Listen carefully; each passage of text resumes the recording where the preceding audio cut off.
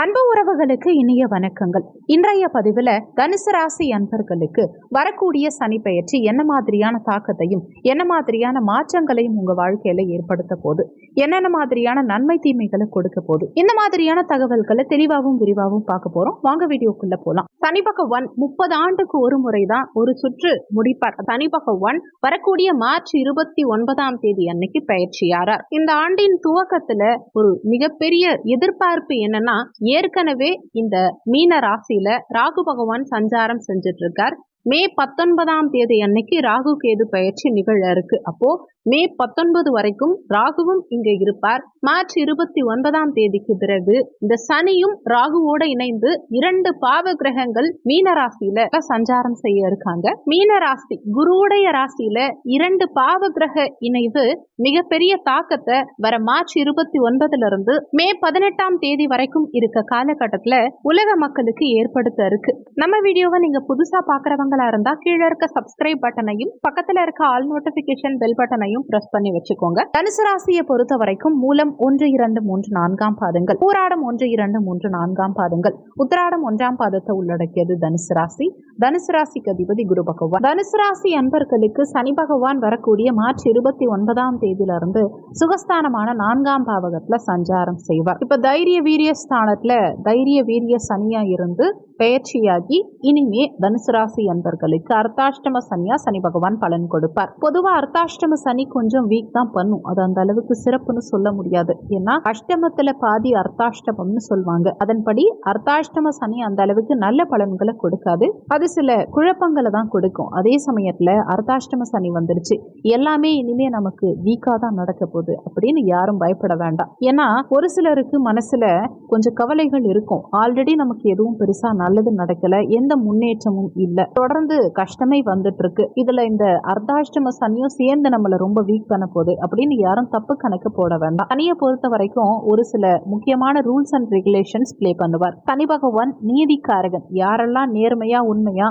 அறத்தின் பக்கமா நிக்கிறாங்களோ அவங்களையெல்லாம் பெருசா பாதிப்புகளுக்கு உள்ளாக்க மாட்டார். சின்ன சின்ன டெஸ்டிங் பீரியடை கொடுத்து இயல்பான சூழ்நிலையை விட கொஞ்சம் உயர்வான சூழ்நிலைக்கு கொண்டு போவார். சனியுடைய இயல்பே என்னன்னா டெஸ்ட் பண்றது தான். எவ்வளவு இக்கட்டான சூழ்நிலை வந்தாலும் நம்ம அறம் தவறாம இருக்கோமா, நம்ம தவறுதலான பாதையை சூஸ் பண்ணாம இருக்கோமா அப்படிங்கிற விஷயத்தை எல்லாம் செக் பண்ணுவார். அந்த சோதனை அதுதான் சனி பகவான்னு சொல்லுவோம். இந்த அர்த்தாஷ்டம சனி காலகட்டங்கள்லயும் நமக்கு நிறைய சோதனைகளை சனி பகவான் கண்டிப்பா கொடுப்பார். நம்ம கரெக்டா இருக்கோமா, ஸ்ட்ரென்த்தா இருக்கோமா, மன ரீதியாவும் உடல் ரீதியாவும் வலிமையா இருக்குமா அப்படிங்கறத செக் பண்ணும். இது எப்படி செக் பண்ணோம்னா ஒரு மாதிரி வலிகளை ஏற்படுத்தி செக் பண்ணும். அதனால வரக்கூடிய அந்த சூழ்நிலைகளை நம்ம புரிஞ்சுக்கிட்டு அதுக்கு தகுந்த மாதிரி நம்மள மாத்திக்கிட்டோம்னா, நம்மள கரெக்டான சரியான வழியில மாத்திக்கிட்டோம்னாலே இந்த அர்த்தாஷ்டம சனி பெரிய அளவுல பாதிப்புகளை கொடுக்காது. தனுசு ராசிக்கு கடந்த சில வருடங்களாவே கிரக நிலைகள் எல்லாம் அந்த அளவுக்கு சிறப்பா சஞ்சாரம் செய்யல. சுமாரா ஒரு ஆவரேஜான சூழ்நிலையில தான் கிரக நிலைகள் இருக்காங்க. ஜீவன கேது அது ஒரு மாதிரி தொழில் உத்தியோகத்துல நிறைய குழப்பத்தை கொடுத்தது. நிறைய பேருக்கு தொழில் வாய்ப்பு இல்ல, உத்தியோக வாய்ப்பு இல்ல, அப்படியே இருந்தாலும் அந்த தொழில் உத்தியோகத்துல ஒரு மாதிரி குழப்பம் வருத்தம் இப்படிதான் எடுத்துட்டு போகுது. அர்த்தாஷ்டம ராகு அது ஒரு பக்கம் நிறைய மன உளைச்சல். நிறைய பேருக்கு ஆல்ரெடி லைஃபே ரொம்ப பாரமா இருக்க மாதிரி ஃபீல் ஆகும். என்னதான் நடக்குது நம்ம வாழ்க்கையில ஒண்ணுமே புரிய மாட்டேங்குது, ஒரு புரிதலற்ற ஒரு சூழ்நிலைக்குள்ளேயே நம்ம இருக்கோமே அப்படிங்கிற மாதிரி தான் இந்த அர்த்தாஷ்டம ராகு தனுசு ராசி அன்பர்களுக்கு இவ்வளவு நாளா போயிட்டு இருக்கார். அதுலயும் நம்ம ராசிநாதன் 2024 டோட்டலா வீக் ஆயிட்டார். 6ஆம் பாவகத்தை குரு மறைஞ்சு கடன் நோய் எதிரிகளால தொந்தரவு, ரொம்ப க்ளோஸா இருந்தவங்க கூட ஏதோ ஒரு மாதிரி குழப்பமும் சண்டையும் வந்துட்டு போயிருக்கும். இந்த வருஷத்தை பொறுத்த வரைக்கும் மே மாதம் 14ஆம் தேதிக்கு பிறகு குரு பகவானுடைய சஞ்சாரம் கேந்திரத்துல 7ஆம் பாவகத்துல இருக்கிறது விசேஷமான அமைப்பு தான். 7ஆம் பாவகத்துக்கு குரு பகவான் பயிற்சியானதுக்கு பிறகு சிறப்பை கொடுப்பார். இன்னொன்னு சனி பகவான் 4ஆம் பாவகம் சுகஸ்தானத்துக்கு போனதுக்கு அப்புறமா இந்த வருஷத்துல பெருசா வீக் பண்ண மாட்டார். அர்த்தாஷ்டம சனி ஒரு மாதிரி குழப்பத்தோட ஒரு தெளிவான முடிவெடுக்க வைக்கும். ஏன்னா குரு பகவானுடைய சப்தம பார்வை உங்க ராசியின் மீது பதியும். இருக்கும். அது நமக்கு பெரிய பெனிஃபிட்னே சொல்லணும். சனி பகவானுடைய சமசப்தம பார்வையும் உங்க ராசியின் மீது பதியுது. அது ஒரு மாதிரி குழப்பமான மனநிலையை கொடுத்தாலும் குரு பகவானுடைய பார்வை, அதாவது மார்ச் 29 இருந்து மே 14ஆம் தேதி வரைக்கும் கொஞ்சம் சுமாரான அமைப்பு இருந்தாலும் மே 14ஆம் தேதிக்கு பிறகு குரு பகவானுடைய பார்வையும் உங்க ராசியின் மீது பதியும் காரணத்தினால மே மாதத்துக்கு பிறகு தெளிவான முடிவு எடுக்க முடியும். இந்த அர்த்தாஷ்டம சனி இந்த 2025 மே மாதத்துக்கு பிறகு கண்டிப்பா நல்ல ஒரு வளர்ச்சியை கொடுக்கும். அதே சமயத்துல குரு பெயர்ச்சிக்கு முன்னாடி காலகட்டம், அதாவது மே 14ஆம் தேதி வரைக்கும் இந்த சனியுடைய தாக்கம், அதுவும் ராகுவோட இணைந்த சனியுடைய தாக்கம் கொஞ்சம் அதிகமாகவே இருக்கும். அதனால மே 14ஆம் தேதி வரைக்கும் எதுலையுமே கொஞ்சம் நிதானத்தை கடைபிடிக்கிறது, சிந்திச்சு செயல்படுறது நல்லது. முடிஞ்ச வரைக்கும் இந்த அர்த்தாஷ்டம சனியை நினைச்சு யாரும் பயப்பட வேண்டாம். ஏன்னா குரு பெயர்ச்சிக்கு பிறகு உங்களுக்கு நல்லாவே இருக்கு. இந்த காலகட்டத்தில், அதாவது அர்த்தாஷ்டம சனி காலகட்டத்தில் மேக்சிமம் நீங்க கெட்ட பெயர் வரக்கூடிய விஷயங்களை தவிர்த்துக்கிறது நல்லது. என்ன மாதிரி சூழ்நிலை வந்தாலும் நீங்க எப்பவுமே நல்லவங்களா இருக்க முயற்சி செய்யுங்க. உங்க மனசாட்சிக்கு விரோதம் இல்லாம நடந்துக்கோங்க. மூன்றாம் நபரை நம்பி எந்த விஷயத்திலையும் இறங்காம இருக்கிறது உங்களுக்கு நல்லது. உங்க சீக்கிரட்டான விஷயங்கள், நீங்க ஒரு விஷயத்த எக்ஸிக்யூட் பண்ண போறீங்க அப்படின்னா அந்த விஷயத்த செஞ்சுட்டு சொல்றது நல்லது. பண்றதுக்கு முன்னாடியே அதை வெளிப்படையா மற்றவங்க கிட்ட சொல்றது உங்களுக்கு சிறப்பு கொடுக்காது. அதுல கொஞ்சம் கவனமா இருந்துக்கோங்க. எந்த விஷயத்த செஞ்சாலும் நிதானமா செய்யறது நல்லது. எதிலும் அவசரம் காட்டாம இருக்கிறது நல்லது. நீங்க எந்த விஷயத்த செய்யணும்னு நினைச்சாலும் அதை அறத்தின் பக்கமா பண்ணுங்க. சின்ன விஷயங்களை கூட மைனஸா நீங்க பண்ணணும்னு நினைச்சா அது உங்களுக்கு ரிட்டர்ன் ஆகிறதுக்கு வாய்ப்புகள் உண்டு. அதனால எல்லா விஷயத்திலயும் நம்ம கரெக்டா இருந்துக்கணும். அப்படி கரெக்டா இருக்கும் பட்சத்திலேயே சில நேரங்கள்ல சில சோதனைகள் வரத்துக்கு வாய்ப்புகள் அதிகம். அது ஆல்ரெடி நிறைய பேர் ஃபீல் பண்ணியிருப்பாங்க. செய்யாத தப்புக்கு தேவையில்லாம நான் தண்டனை அனுபவிச்சுட்டு இருக்கேன் அப்படிங்கிற மாதிரி சூழல் ஒரு சிலருக்கு இருக்கு. ஏன்னா அதுக்கு முக்கிய காரணம் இப்போதைக்கு அர்த்தாஷ்டம ராகு. அது ஒரு மாதிரி கடந்த காலகட்டங்கள்ல குழப்பங்களை கொடுத்திருக்கோம். இன்னொன்னு, உங்களுக்கு 6ஆம் பாவகத்துல உங்க ராசி அதிபதியும் மறைந்திருக்காரு இல்லையா, அதுவும் முக்கிய காரணம். வரக்கூடிய மே 14ஆம் தேதி வரைக்கும் தாயோடைய உடல் நலத்துல கொஞ்சம் கூடுதல் அக்கறை எடுத்துக்கிறது நல்லது.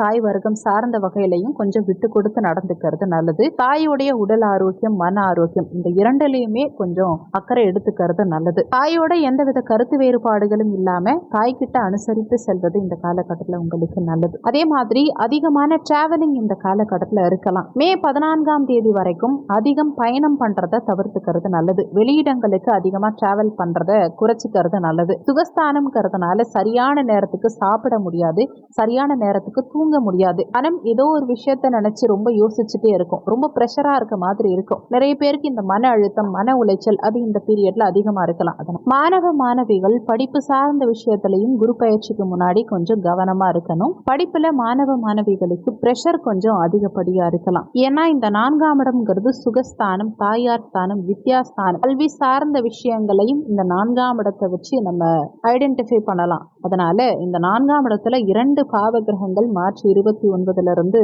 இருக்குங்கிறதுனால மாணவிகள் படிப்புல கல்வி சார்ந்த விஷயங்கள்ல கொஞ்சம் ஸ்ட்ரகிள்ஸ் அனுபவிக்கிறதுக்கு வாய்ப்புகள் உண்டு. நிறைய பேர் குழப்பத்துக்குள்ள போவாங்க. ஏன்னா சனி ஜென்மத்தை பார்ப்பார். மார்ச் 29 இருந்து நம்ம ஜென்ம ராசிக்கு சனியுடைய பார்வை இருக்கும். அதனால நிறைய பேருக்கு கன்ஃபியூஷன்ஸ், எதை செய்யலாம், இதை செய்வோமா அது செய்வோமா அப்படிங்கிற ஒரு குழப்ப நிலை இருக்கும். சில நேரங்கள்ல ஒரு சிலருக்கு ஒரே நேரங்கள்ல 4-5 விஷயங்களை யோசிக்கிற மாதிரியான நிலை இருக்கும். எது கரெக்டான நம்ம சூஸ் பண்றதுக்கே நமக்கு ஒரு கெப்பாசிட்டி கிடைக்காது. டக்குன்னு அதை நம்ம பிக் பண்ண முடியாது. சிந்தனை குழப்பம் கொஞ்சம் அதிகமா இருக்கும். எஸ்பெஷலி மாணவிகளுக்கு அதிகம் இருக்கும். டீனேஜ்ல இருக்கவங்களுக்கு, இவங்களுக்கெல்லாம் அதிக பிரஷர்ஃபுல்லான ஒரு முடிவை தெளிவா எடுக்க முடியாத சூழ்நிலை இருக்கலாம். இந்த காலகட்டத்தை பொறுத்த வரைக்கும் நீங்களா ஒரு முடிவெடுக்கிறத விட உங்க நம்பிக்கையானவங்க கிட்ட உங்க சூழ்நிலைகளை சொல்லி அதுக்கு தகுந்த மாதிரியான ஒரு நல்ல முடிவெடுக்கிறது, உங்க பேரண்ட்ஸ் கிட்டயோ உங்க நலன் விரும்பிகள் கிட்டயோ அல்லது நீங்க என்ன முடிவெடுக்க போறீங்களோ அது சார்ந்த துறை வல்லுநர்கள் கிட்ட ஆலோசனை பெற்று முடிவெடுக்கிறது உங்களுக்கு நல்லது.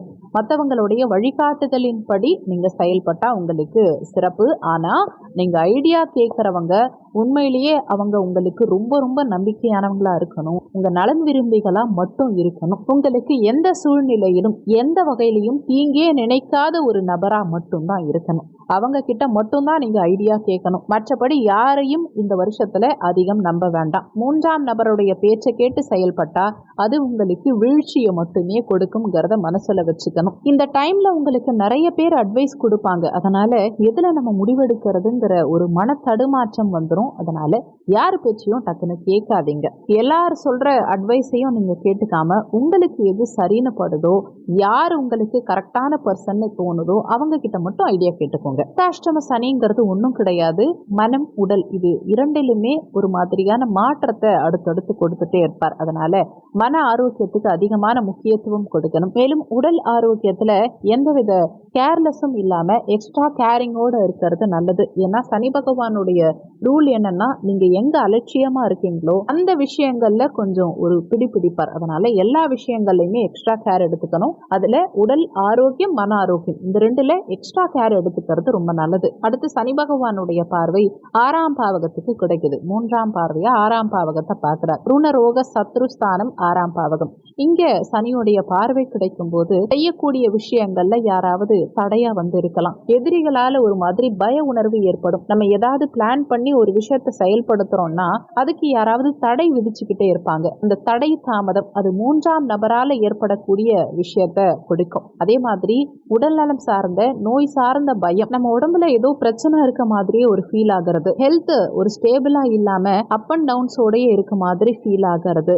ரொம்ப மனச்சோர்வா இருக்கிறது. ஒரு சிலருக்கு ஒரு சில விஷயங்களை செய்ய முடியலையேங்கிற மாதிரி ஒரு குற்ற உணர்ச்சி வர்றது. இதெல்லாம் 6ஆம் இடத்துக்கு சனி பார்வை கிடைக்கும் போது ஏற்படக்கூடிய அமைப்பு. அடுத்து ஒரு சிலர் கடன் சுமையில போய் மாட்டிக்கிறதுக்கு வாய்ப்புகள் இருக்கு. கடன் சார்ந்த வகையில ஒரு மாதிரி நெருக்கடி உண்டாகலாம். கடன் சார்ந்த வகையில குழப்பங்கள் ஏற்படலாம். சிலர் பணத்தை கொடுத்து மாட்டிப்பாங்க, சிலர் பணத்தை வாங்கி மாட்டிப்பாங்க. இப்படி கடன் சார்ந்த வகையில ஒரு மாதிரி குளறுபடியான சூழ்நிலைகள் மார்ச் 29க்கு பிறகு ஏற்படுறதுக்கு வாய்ப்புகள் உண்டு. அதனால கடன் சார்ந்த விஷயங்கள்ல கவனமா இருந்துக்கணும். கடன் யாருக்கும் கொடுக்கவும் கூடாது, யார்கிட்டையும் கடன் வாங்கவும் கூடாது. ஆல்ரெடி நீங்க கடன் சுமையில இருந்தீங்கன்னா அதை கட்டி முடிக்கிறதுக்கு நீங்க கொஞ்சம் கொஞ்சமா ட்ரை பண்றது நல்லது. அதனால பொருளாதார ரீதியா தனுசு ராசி அன்பர்கள் தொடர்ச்சியா ஒரு மாதிரி மாற்றங்களை சந்திச்சுக்கிட்டே வந்தாங்க. அது ஒரு சிலருக்கு கடன் பிரச்சனையா கடன் சுமையா கன்வெர்ட் ஆயிருக்கலாம்.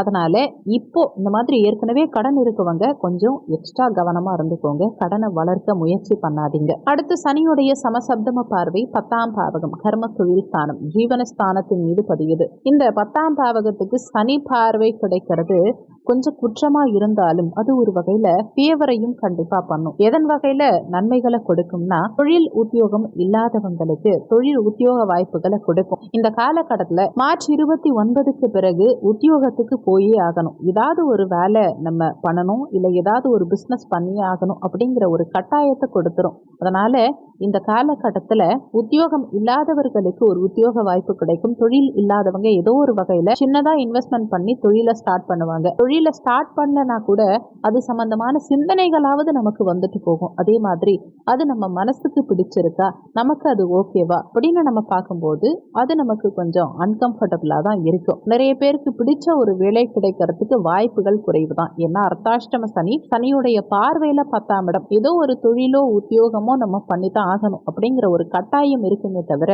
அது நமக்கு பிடிச்சதா இருக்கிறதுக்கு வாய்ப்புகள் மிக மிக குறைவு தான். இப்படி கட்டாயத்தின் பேரில் ஏதோ ஒரு வேலையை நம்ம அக்செப்ட் பண்ணிக்கிட்டு அப்படியே அதை ஃபாலோ பண்ணிட்டு போயிட்டு இருப்போம். அந்த தொழில் மற்றும் உத்தியோகம் பெரிய அளவுல திருப்தியையோ பெரிய அளவுல மகிழ்ச்சியையோ கொடுக்காது. ஏதோ பிடிக்காத ஒரு விஷயத்த கட்டாயத்தின் பேரில் செய்ய வேண்டிய ஒரு சூழல் ஒரு சிலருக்கு இந்த காலகட்டத்தில் ஏற்படலாம். ஓவராலா சொல்லணும்னா தொழில் உத்தியோகத்துல ஒரு வளர்ச்சி முன்னேற்றம் ஓரளவுக்கு இருந்தாலும் நம்ம மனசு அதை பெருசா ஏத்துக்காதுங்கிறது தான் உண்மை. அடுத்து ஜென்ம ராசிக்கு சனியுடைய பார்வை கிடைக்குது. இது நிறைய கன்ஃபியூஷன்ஸ் கொடுக்கும். ஒரு விஷயத்தை எப்படி செய்யலாம், எப்படி செயல்படுத்தலாம், இப்படி தொடர்ந்து சிந்தனை ஓடிக்கிட்டே இருக்கும். தனுசு ராசி அன்பர்கள் ஒரு இடத்துல உட்கார்ந்துட்டு இருக்க மாதிரி தெரியும், ஆனா இவங்களுடைய சிந்தனைகள் எங்கெங்கயோ போயிட்டு வரும். இப்படி அதிகப்படியான சிந்தனை ஓட்டம் இந்த காலகட்டத்துல இருக்கும். அதிகமா யோசிக்கிறத தவிர்த்துக்கிறது இந்த காலகட்டத்துல நல்லது. எதை நினைச்சும் அதிகம் குழம்பிக்காதீங்க, எதை நினைச்சும் வருத்தப்படாதீங்க. நிறைய பேருக்கு நினைக்கிற விஷயங்கள் கூட தள்ளி தள்ளி போதுங்கிற மாதிரி சில மன வருத்தங்கள் ஏற்படுறதுக்கு வாய்ப்புகள் உண்டு. அது ரொம்ப சிந்தனைக்குள்ள நம்மளை இழுத்துட்டு போகும். அதனால நம்ம கிட்ட என்ன இருக்கோ அதை அப்படியே அக்செப்ட் பண்ணிக்கிட்டு மூவ் ஆகிட்டே இருங்க. அதிகமாக எதை நினைச்சும் கவலைப்பட்டுக்கிட்டு வருத்தப்பட்டுக்கிட்டு ஒரே இடத்துல இருந்துடாதீங்க. ஏதோ ஒரு வகையில் முயற்சி பண்ணிக்கிட்டே இருங்க. அது நிச்சயமா மே மாதத்துக்கு மேலே நல்ல ஒரு வெற்றியை பெற்று கொடுக்கும். குரு பயிற்சிக்கு பிறகு நம்ம நினைக்கிற விஷயங்கள் ஒன் பை ஒன்னா நமக்கு கிடைக்க ஆரம்பிக்கும். மே மாதத்துக்கு மேலே ராகு கேதுவுடைய பயிற்சியும் ரொம்ப ஃபேவரா தான் இருக்க போகுது. ராகு பகவான் முயற்சி ஸ்தானமான 3ஆம் பாவகம் உபஜயஸ்தானத்துக்கு வந்துருவார். அதனால ஒரு விஷயத்துல தொடர்ச்சியா முயற்சி பண்ணி அதுல நல்ல ஒரு சக்சஸ் காணக்கூடிய ஒரு சூழலை இந்த ராகு கேது பயிற்சி உங்களுக்கு ஏற்படுத்தி கொடுக்கும். ஆனாலும் மார்ச் 29 இருந்து மே 14 வரைக்கும் எதிலும் கவனம் அவசியம் தேவைப்படும். மே 14க்கு பிறகு நல்ல வளர்ச்சி மாற்றம் நிச்சயம் இருக்கும். எந்த விஷயங்கள் எல்லாம் எதெல்லாம் நெகட்டிவா இருக்குன்னு நீங்க ஃபீல் பண்ணீங்களோ அந்த விஷயமே டோட்டலா நமக்கு மே மாதத்துக்கு மேல நெகட்டிவா இருந்த விஷயங்கள் கூட பாசிட்டிவா அப்படியே மாறும். அப்பதான் உங்களுக்கு அந்த சூட்சமும் புரியும். இவ்வளவு நாளா சனி பகவான் நம்மள செக் பண்ணியிருக்கார் அப்படிங்கிற அந்த சூட்சமே உங்களுக்கு அப்பதான் புரியும். இந்த காலகட்டத்துல உங்க சுயஜாதகத்துல சனி தசாவோ சனி புத்தியோ கிராஸ் ஆகாம இருந்தா நல்லது. சனி தசாவோ சனி புத்தியோ கிராஸ் ஆகுது, உங்க சுயஜாதகத்துல சனி தசா சனி புத்தி இருக்கு அப்படின்னா கொஞ்சம் எக்ஸ்ட்ரா கவனமா நிதானமா எதிலும் அவசரம் காட்டாம செயல்படுறது நல்லது. அதே மாதிரி 6, 8, 12 பாதகாதிபதி மாரகாதிபதி இவங்களுடைய தசாவோ புத்தியோ நடக்காம இருக்கிறது இந்த காலகட்டத்தில் உங்களுக்கு நல்லது. இந்த தசா நடக்கிறவங்க முக்கியமான மாற்றங்களையும் முக்கியமான முடிவுகளையும் உடனுக்குடன் செய்யாம இருக்கிறது நல்லது. உங்க சுயஜாதகத்தை பொறுத்து தான் இந்த அர்த்தாஷ்டம சனி எந்த அளவுக்கு சேஞ்ச் மாற்றங்களை கொடுக்கும் அப்படிங்கிறது நிர்ணயிக்கப்படும். கோச்சாரம் நமக்கு ஒரு 20% அளவுக்கு மட்டும்தான் ஒர்க் ஆகும். அது மன ரீதியா ஒரு சில தாக்கங்களை கொடுக்குமே தவிர கோச்சாரத்தினால முக்கியமான பெரிய மாற்றங்களை செய்ய முடியாது. உங்க சுயஜாதகத்துல தசாபுத்திக்கு ஏற்பதான் மீதி இருக்கக்கூடிய இந்த 80% அளவுக்கு பலன்கள் கிடைக்கும். ஸோ தசாபுத்தி நல்லா இருக்கு, நல்ல யோக தசா நடக்குது, லக்ன சுபருடைய தசா நடக்குது, லக்னாதிபதியுடைய தசா நடக்குது அப்படிங்கிற பட்சத்துல இந்த அர்த்தாஷ்டம சனி நிச்சயமா நமக்கு பாதிப்புகளை கொடுக்காது. இப்படி வீக்கான தசா நடந்தா கோச்சாரமும் தசாபுத்தியும் இணையும் போது அது நமக்கு ரொம்ப டவுனான ஒரு ஃபீலை கொடுக்கும். அதனால உங்க சுயஜாதகத்துல தசாபுத்தி